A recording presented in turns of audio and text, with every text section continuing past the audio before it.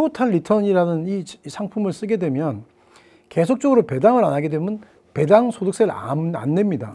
배당을 하는 거로 하겠다. 그럼 그때마다 또 15.4를 떼가는 거죠. 그 다음에 그 나머지 그게 이제 2천만 원 초과되면 또 이제 금융소득 총합과세에 해당이 되고 그 2천만 원에 대한 것을 분산해서 이렇게 할 수 있는 방법이 있다면 그걸 자기가 강구해야 되겠죠.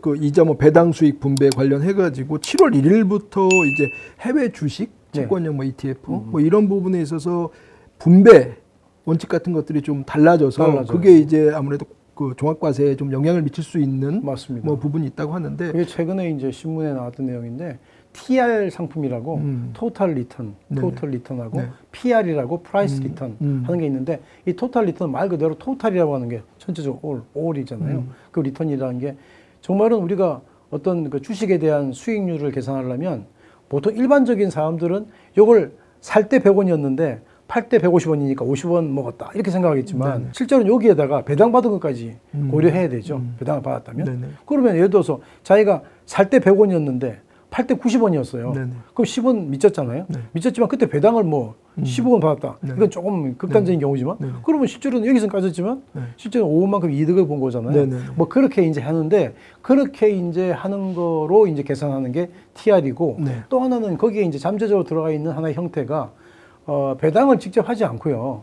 그 배당을 계속 들어오면 그거를 끝까지 그 ETF를 팔 때까지 계속 그냥 배당을 하지 않고 가져 있다가 마지막에 양도할 때 한꺼번에 이제 처분 차익에 대해서 가세해 버리는 거예요.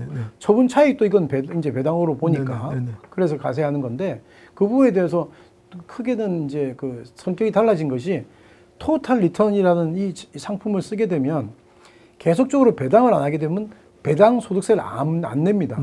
그럼 배당 소득세를 안 내고 마지막에 그냥 양도에 대해서만 세금 내기 때문에 이 부분에 대해서 전혀 세금이 안 나니까 실질적인 수익률이 높아진다. 그래서 TR 제품, 보통은 이제 상품 뒤에 TR 이렇게 써 있는 제품들이 있어요. 상품들이. 그럼 그게 이제 예를 들어서 뭐 코덱스라고 그러면 이제 삼성증권에서 하는 그 ETF인데 코덱스 무슨 ETF, TR 이렇게 쓴 것들이죠. 근데 이런 것들을 이렇게 하니까 이제 다른 상품들하고의 형평성이 어긋난다는 거죠. 왜냐하면 세금을 안 내니까. 그래서 이제는 매기 배당을 하는 거로. 이제 ETF가 주게 되면 그건 배당으로 보니까 배당을 하는 거로 하겠다.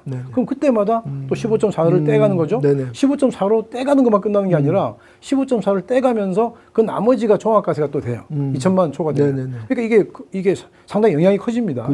그래서 이게 배당 소득이나 이자 소득이 많은 분들은 이거 지금 계획을 잘 짜지 않으면 지금까지는 그냥 무관심하게 있어서도 괜찮았는데 이제는 그걸 15.4%를 떼고 그 다음에 그 나머지 그게 이제 2천만 원 초과되면 또 이제 금융소득 총합과세에 해당이 되고 한 이런 것들에 대해서 이제 신경 조심하라고 하는 경계가 내린 거죠, 경보가.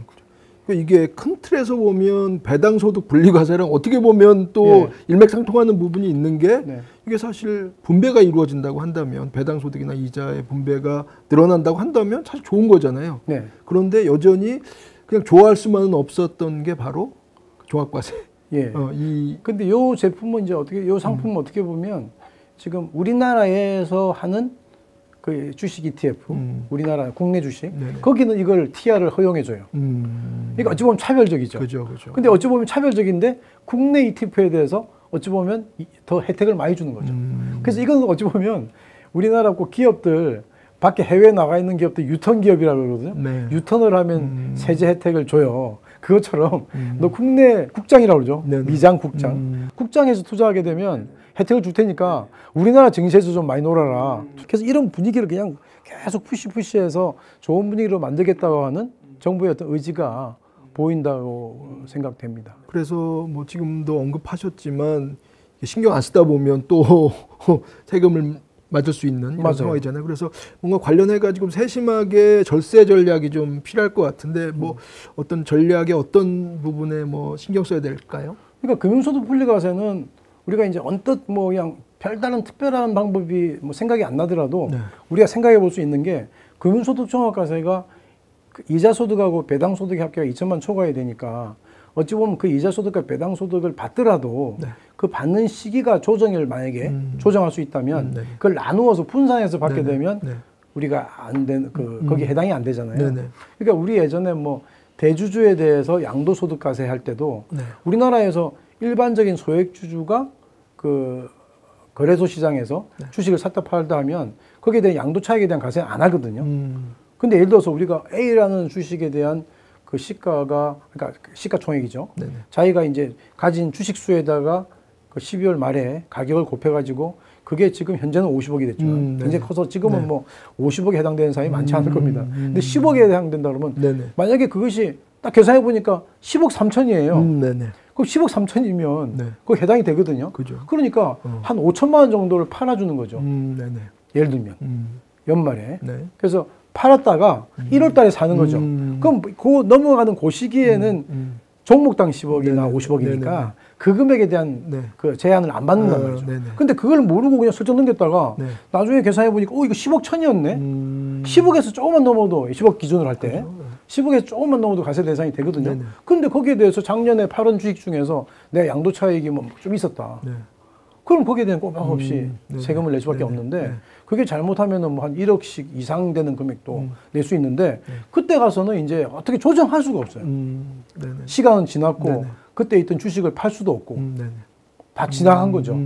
그래서 그런 것이 이제 여기에도 해당이 된다. 왜냐하면 금융소득 종합과세에 대한 기준이 2천만 원이니까 그 2천만 원에 대한 것을 분산해서 이렇게 할 수 있는 방법이 있다면 그걸 자기가 강구해야 되겠죠. 그러니까 아무래도 체크해야 될 포인트와 특히 이제 시점 이런 것들에 대한 사실 좀 카운팅 계산. 이런 그래서 만약에 요번에 지금 TR 제품 같은 경우는 자기가 지금까지는 그렇게 안 했지만 만약에 TR 제품이 거기에 이제 배당하는 기준 시기가 있고 배당액이 어느 정도 되는지를 미리 알 수 있다면 이 금액과 자기가 기존에 받던 이자소득, 배당소득 합계가 있을 거 아니에요. 합계를 내보면 이 금액이 초과될 수 있거든요. 그렇다면 이제 이거는 마음대로 못 하잖아요. 이쪽 부분은. 그럼 이 앞에 이자나 배당에 대해서 이 부분을 많이 조정할 수 있는 부분이 있다면 그 부분에 대해서는 우리가 이제 거기서 나름대로 대책을 세워야 되는 거죠. 아무래도.